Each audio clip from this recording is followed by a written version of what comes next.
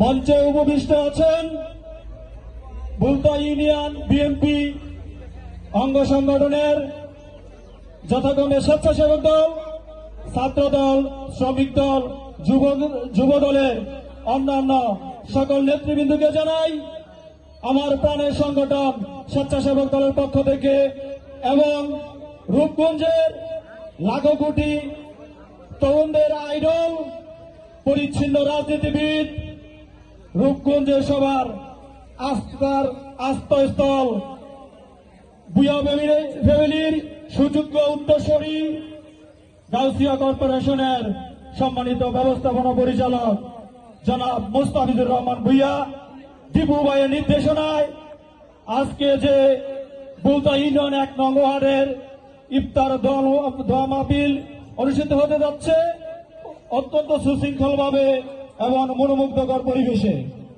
এখানে একটি কথাই বলবো, আজকে দীর্ঘদিন যাবৎ আমরা বিভিন্ন অবহেলায় নির্যাতনের শিকার হয়েছি এই স্বৈরাচার আওয়ামী লীগ দ্বারা।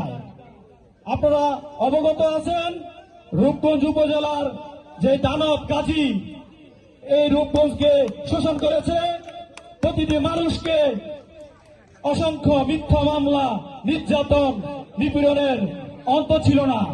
আজকে সেই গাজী সেই নিঃশিষ্ট কারাগারে নিক্ষিপ্ত আছে। এটা হলো এই রূপগঞ্জের অভিশপ্ত একজন ব্যক্তি। এই অভিশপ্ত ব্যক্তির এই পরিণতি ছিল তার প্রাপ্য।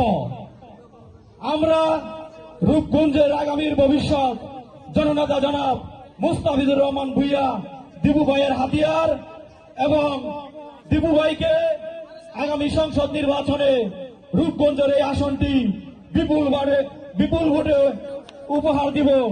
এজন্য আমরা একত্রিত হই ওনার ডাকে। এই রূপগঞ্জ হল আমাদের সবার প্রাণপ্রিয় নেতার প্রতি আস্থা রেখে আজকে আমরা আমার এই সংক্ষিপ্ত বক্তব্য শেষ করছি। ধন্যবাদ সবাইকে। আসসালামু আলাইকুম রহমতুল্লাহ।